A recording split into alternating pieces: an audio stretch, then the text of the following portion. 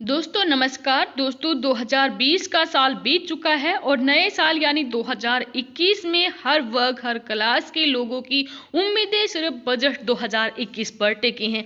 Budget 2021 जो कि वित्त मंत्री निर्मला सीतारमण के द्वारा प्रस्तुत किया जा रहा है, उसके लिए सबसे ज़्यादा जो उम्मीद लगाए बैठे हैं वो हमारे वरिष्ठ नागरिक पेंशन धारक सीनियर सिटीजन हैं। जी हाँ दोस्तों, वरिष्ठ नागरिक पेंशन धारकों को 2020 में कुछ खासा यहाँ पर लाभ नहीं मिला है। उनकी काफ़ी सारी उम्मीदें हैं जो कि वो सोच रहे हैं कि बजट 2021 में उनकी पूरी हो जाएंगी। वीडियो के माध्यम से हम जानकारी देंगे बजट 2021 का प्रपोजल जो वित्त मंत्रालय फाइनेंस मिनिस्ट्री की तरफ से आया है, उसमें क्या प्रावधान हमारे पेंशन धारकों को सीनियर सिटीजन को दिया जा रहा है। पूरी जानकारी के लिए वीडियो को अंत तक देखें। वीडियो अपने दोस्तों के साथ जरूर शेयर करें ताकि वो भी इनके बारे में जान सकें।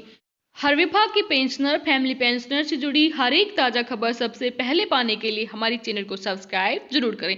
चलिए दोस्तों, ज़्यादा वक्त न घुमाते हुए स्टार्ट करते हैं आज के हमारे वीडियो। तो जैसा कि हम बता चुके हैं, आज की जो हमारी वीडियो है वो वित्त मंत्री निर्मला सीतारमण के द्वारा 1 फरवरी को पेश किए जाने वाले बजट को लेकर है। बजट में पेंशन धारकों को यहाँ पर क्या खास मिलने वाला है, यही हम विस्तार से इस वीडियो में चर्चा करेंगे। अगले 1 फरवरी को केंद्रीय वित्त मंत्री निर्मला सीतारमण द्वारा पेश किए जाने वाले बजट पर सभी की नजरें टिकी हैं। खासतौर पर सीनियर सिटीजन इसका वेट बड़ी ही उत्सुकता से कर रहे हैं। पिछले कुछ सालों पर नजर डालें तो ब्याज दर यानी कि इंटरेस्ट रेट काफी कम होता नजर आ रहा है। इसने निवेशकों, खासतौर पर सेवानिवृत्त यानी रिटायर्ड लोगों की नियमित आय जरूरतों को प्रभावित किया है।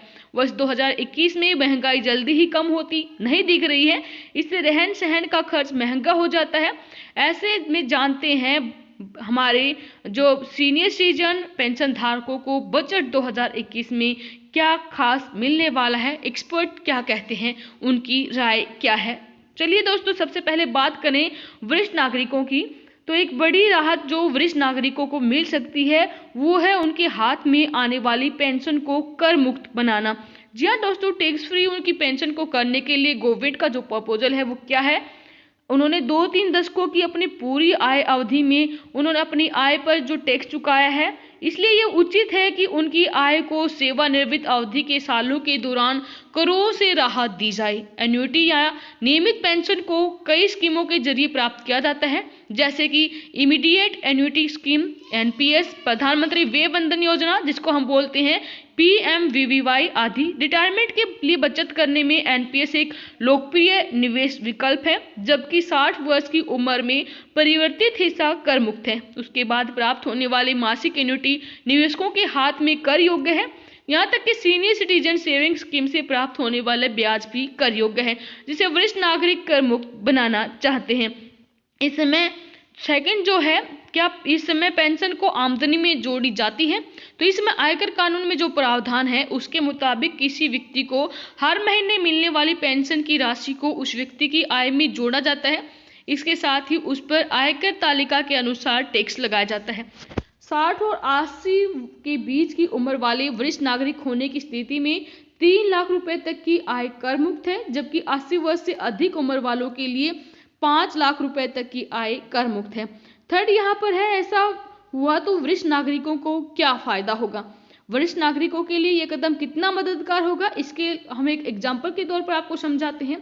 मान लीजिए किसी करदाता ने अपने 60वें जन्मदिन पर 50 लाख रुपए का एक एनपीएस कोष जमा किया है और वो उसका 60% यानी कर छूट वाले हिस्से के तौर पर 30 लाख रुपए वापस ले सकता है।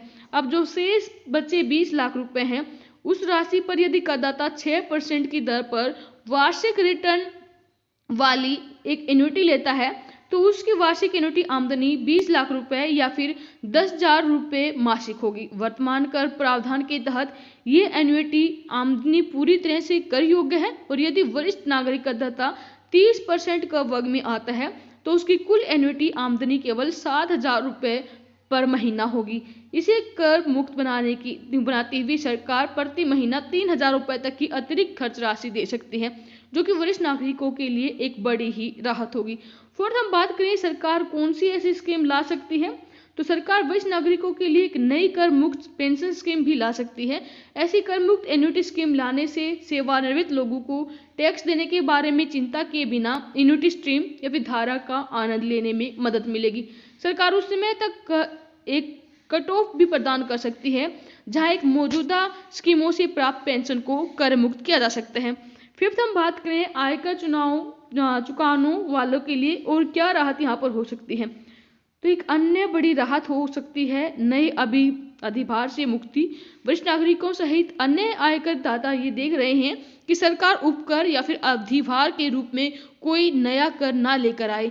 कोई भी नया कर नियमित आय जरूरतों को पूरा करने के लिए मिलने वाली आय को कम कर सकता है।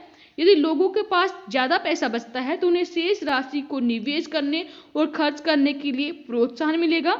लंबे समय के लिए अर्थव्यवस्था को बढ़ावा देने के लिए व्यक्तिगत निवेश और उपभोक्ता खर्च दोनों ही महत्वपूर्ण हैं।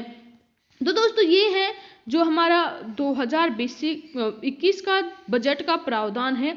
एन्युटी से मिलने वाली पेंशन पर जो इनकम टैक्स का प्रावधान है उसके बारे में हमने आपको पूरी डिटेल में बताया है। धन्यवाद। जय हिंद, जय भारत।